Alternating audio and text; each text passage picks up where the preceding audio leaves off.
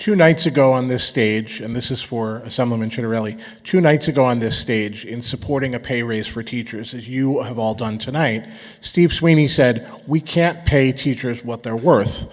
With 118,000 public school teachers in New Jersey, I don't know how much more you think each teacher should be paid on average, but can we afford to pay teachers what they're worth? Pay for teachers comes out of the local budget, Mika, and the local budget is paid for with property taxes, and we already have a property tax crisis in this state.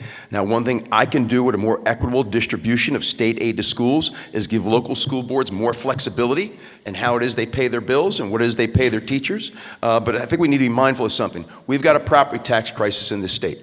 It's a terrible crisis. They're the highest in the nation. They're only going through the roof all the more. We particularly saw that all during the last few years with unprecedented inflation. So I think a lot of people go into that profession knowing it's not the best paying job in the world, but they do it for the love of teaching. It's a vocation. There are a whole lot of professions that are like that. So, you know, I'm not going to sit here and say that we have to automatically give all teachers a $10,000 pay increase because right now they're undercompensated. If you do that, your property taxes are going through the roof. There'll be a revolt in the local communities. Bill Spady, you're next. Well, first we've got to end Jack's plan to support illegals going to college on your dime. So that's number one. And once we do that and end the sanctuary state, remember there are two big burdens going on in the suburbs right now in particular, and that is high density housing, which is pushing so many new students into these suburban districts without any funding from the state. That's the big challenge. The second is we have 900,000 illegals in this state. How many of those students are driving up your local costs? So we need to solve those two problems first, and we're going to write executive orders to redefine what a affordable housing unit is, and we're going to push those units back into the cities where they ought to be and where most city mayors actually want them. John Berman. Well, if the Democrats can give money to the Domino's Club, I think I can give money to teachers. And teachers should be a priority. Police and fire should be a priority. I deeply believe that we must treat these important state employees with respect and dignity, and we can take the money away from the pork and the Christmas tree items that have served so well the Democratic Party in the state of New Jersey for the last 7 years.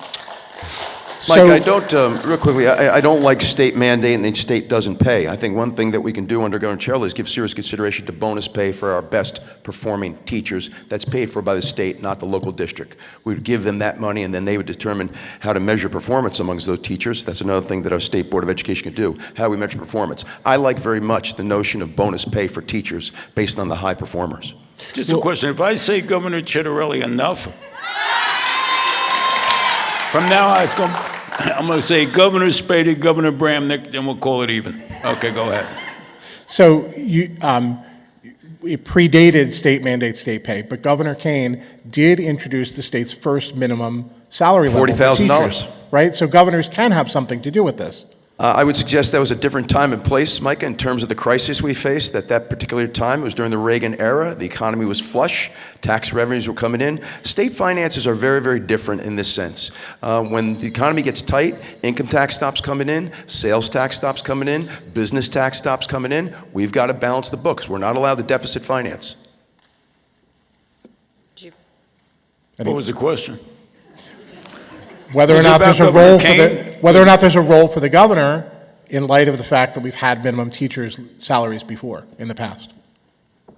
Well, once again, Governor Kane, who was heavily involved in education, whether it be the President of Drew or before he became governor, I believe he was a history teacher, professor, he understood the importance of education.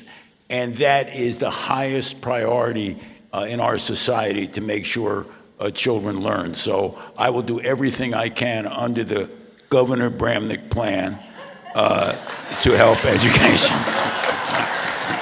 Bill Spady, before we move on to David's next question. This is about priorities. It's about where the money is going, billions and billions and billions of dollars, and it's being wasted on this crush of high density housing. It's being wasted on people who are here illegally. What we need to do is empower our teachers, but first we have to think about protecting our retirees. Many teachers will tell you that one of the reasons they got into it, other than a passion for learning and students, is that they would take a little bit of a lower pay for a payout in the end with a pension. The challenge is a lot of folks will tell you now, 7 years from now, 8 years from now, 10 years from now, that teacher pension might not be funded. So what we have to do is take a page out of some successful state models across the country, Wisconsin included, and change the pension compensation as you bring in new hires. And Act 10 did this in Wisconsin. We leave our firefighters and our cops and our nurses alone, but we talk about the new hires coming into the system, put them on a defined contribution instead of a defined benefit. And by doing that, state of Wisconsin went from a $3.6 billion deficit to a $900 million surplus in one budget year. So it can work, and I believe it can work here, and we can take the surplus and start paying teachers what they are deserving.